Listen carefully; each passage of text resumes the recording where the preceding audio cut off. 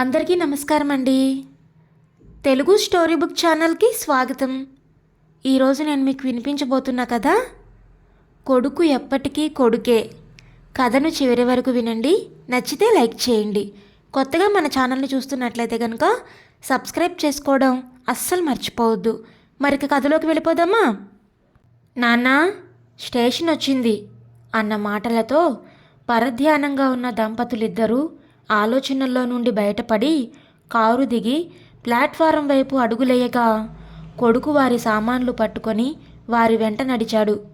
Platform మీద bogie number చూసుకొని బెంచీ మీద కూర్చున్నారు. బాబు, నువ్వు వెళ్ళరా, మేము ఎక్కేస్తాంలే. రైలు రావడానికి ఇంకా చాలా టైం పట్టేలా ఉంది. పర్లేదు నాన్న, నేను ఉంటాను. కాసేపు అయిన తర్వాత, నాన్న అది మీ కోడలు ఉద్దేశం అని ఏవో చెప్పబోయాడు. మరేమీ పర్లేదురా, అమ్మాయినేమీ అనుకోవట్లేదు. నువ్వు బయలుదేరు, ట్రాఫిక్లో చాలా టైం పడుతుంది అసలే. ఇక తప్పక ఆ అబ్బాయి తల్లిదండ్రుల పాదాలు తాకి వెళ్ళిపోయాడు. అలా వెళుతున్న అతన్ని చూస్తూ దీర్ఘంగా నిట్టూర్చారు ఇద్దరు. అలా అన్యమనస్కంగా గడిపేసి రైలు రావడంతో ఎక్కి కూర్చొని ఆలోచనల్లో ఉండిపోయారిద్దరు. మెల్లిగా రైలు కదిలింది. చివరి నిమిషంలో ఎక్కినట్టున్నారు. ఒక ఫ్యామిలీ, వారి వయసే ఉన్న దంపతులు, ఒక యువ దంపతులు, ఇద్దరు పిల్లలు ఆయాసపడుతూ వచ్చి లగేజ్ అలానే వదిలేసి కూర్చుండిపోయారు. మన పెద్దవాళ్ళిద్దరి వంక చూసి, సారీ అండి, కాసేపట్లో సర్దేస్తాం సామాన్లు అని ఇంగ్లీష్లో అన్నాడు యువకుడు.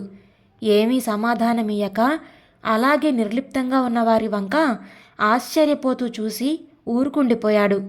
నలుగురు తేరుకొని ఆలస్యమైనందుకు ఒకరినొకరు దెప్పి పొడుచుకొని తర్వాత మెల్లిగా ఇతర కబుర్లలో పడ్డారు. పిల్లల వంక చూస్తూ పెద్దతను తన భార్యతో, మన జున్ను పమ్మి చిన్నప్పుడు ఇలాగే ఉండేవారు కదా అన్నాడు. హా మరే అన్నదావిడ.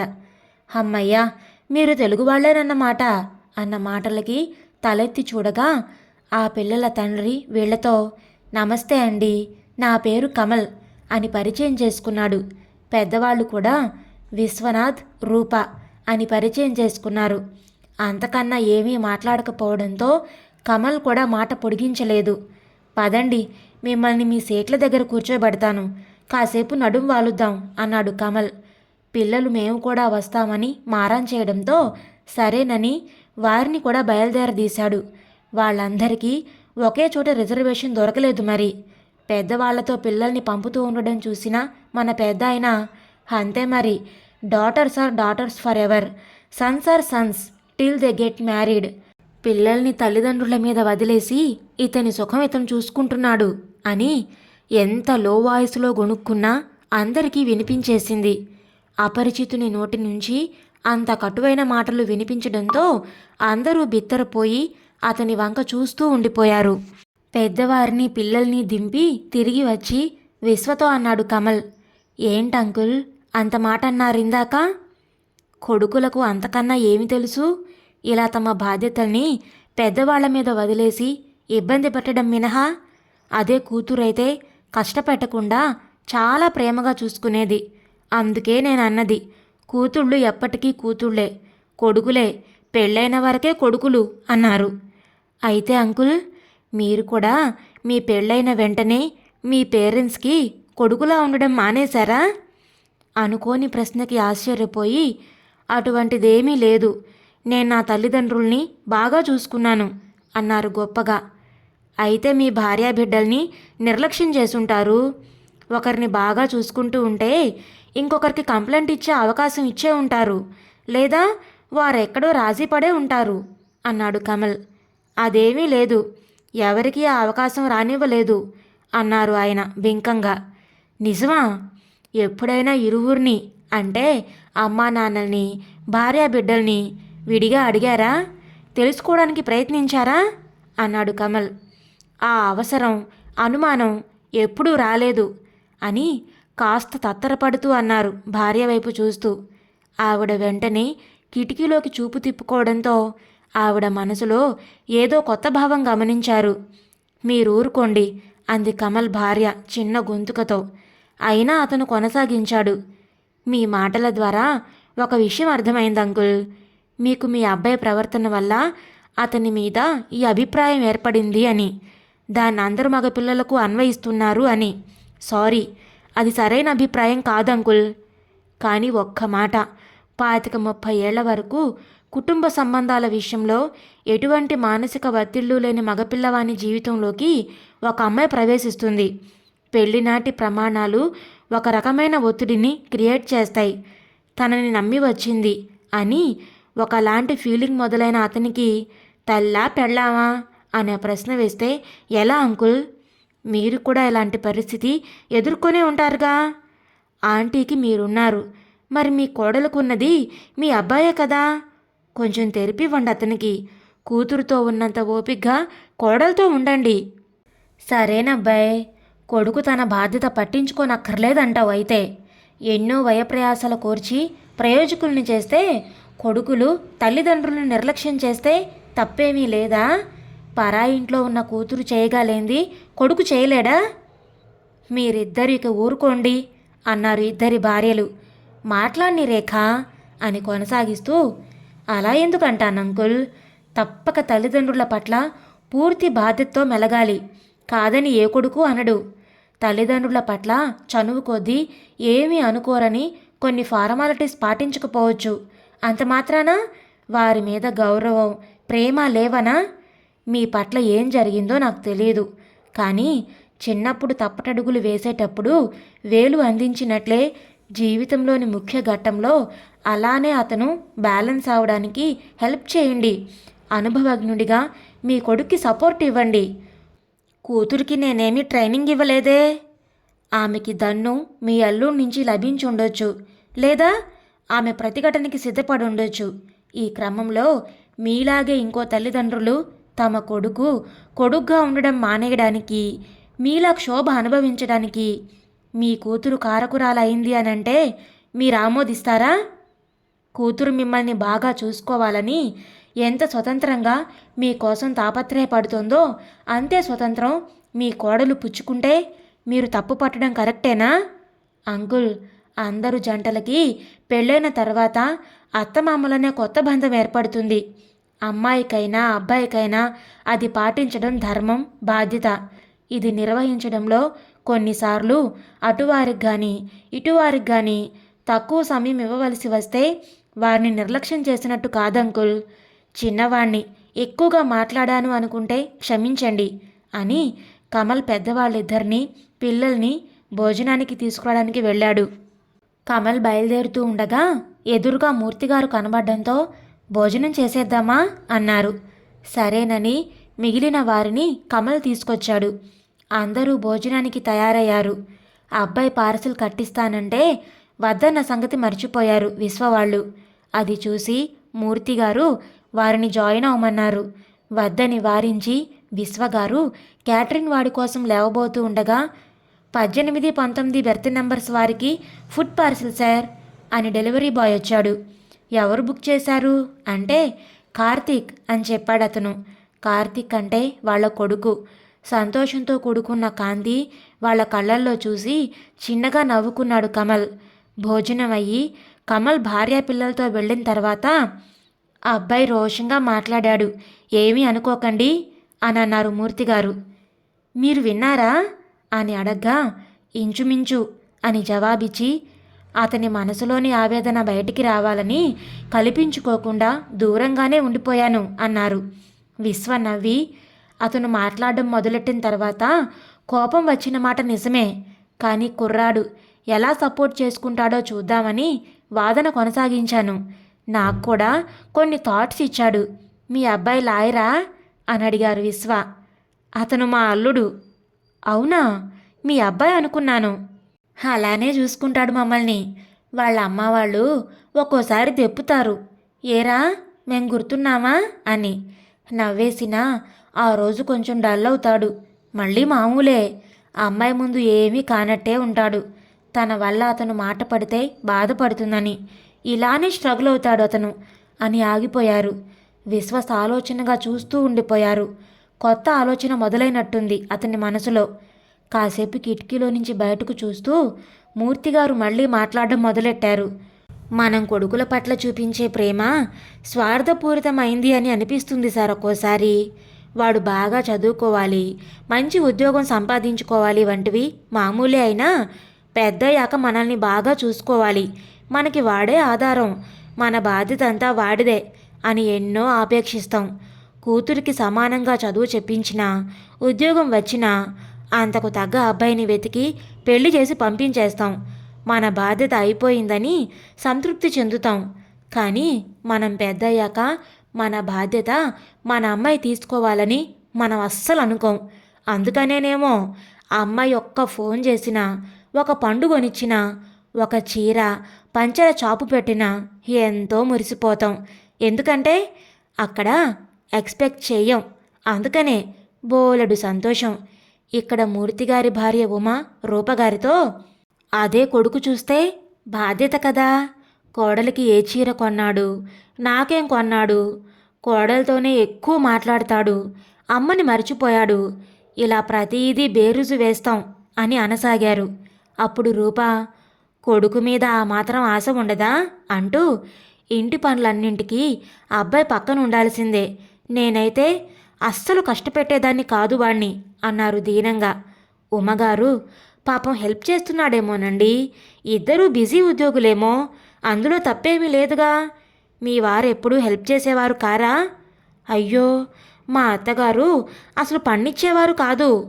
అంటే ఆయన మీకు హెల్ప్ చేయాలని మీ మనసులో ఉండేదన్నమాట. మీరు మీ వారిలో చూడాలనుకున్నది మీ అబ్బాయిలో చూసుకోండి. వాళ్ళన్నీ చూసుకొని ఉద్యోగాలకు కూడా వెళ్ళాలి కదా అని అంటూ ఇక్కడ వీళ్ళిద్దరు డిస్కషన్లో జాయిన్ అయ్యారు. కొడుకు కోడలు మనల్ని చూసుకోవాలి అనుకోవడం తప్పంటారా? మీ అల్లుడు కూడా ఇలానే అన్నాడు. తప్పేమీ కాదండి, కానీ అతనికి ఒక భాగస్వామినిచ్చి ఆ బాధ్యత నిర్వర్తించే క్రమంలో ఒత్తిడి పెంచుతున్నాం అన్నారు మూర్తిగారు. ఇంతలో ఉమా, కోడలు రాగానే వంటింట్లో దూరిపోవాలని, తనకి రిటైర్మెంట్ ఇచ్చేసి అంతా తానే అవ్వాలని అనుకుంటుంది. కానీ ఎప్పుడైనా కూతురింటికి వెళ్ళినప్పుడు అయ్యో కూతురికి ఊపిరి సలపట్లేదు అని అన్ని పనులకు తోడుగా ఉంటుంది. ఇక్కడ కూడా అలానే ఉంటే కోడలు నెత్తిన పెట్టుకోదా? ఆస్తులు ఇవ్వలేదనే కొడుకుల్లాగే పండక్కి చేతిలో పెట్టే కానుక చాలకపోతే రార్ధాంతం చేసే ఆడపిల్లలు ఎందరో. అక్కకి ఎక్కువ, నాకు తక్కువ, ఇంకా మేనమామ హోదాలో అవి చేయాలి ఇవి చేయాలి అనేవి ఎన్నో. ఇలా ఎన్నో విషయాల్లో మనం అబ్బాయిలకి బాధ్యతలు తోసి మనం కూడా సాధిస్తే ఎక్కడికి పోతాడు, ఎవరితో చెప్పుకుంటాడు? విశ్వ రూప ఇద్దరు వీళ్ళిద్దరి వంక చూస్తూ వింటూ అప్పుడప్పుడు ఒకరినొకరు చూసుకుంటూ ఉండిపోయారు. మూర్తి కొనసాగిస్తూ, ఆధునిక కాలంలోని తల్లిదండ్రులం సార్ మనం, ముందు నుండే ప్రిపేర్ అవ్వాలి.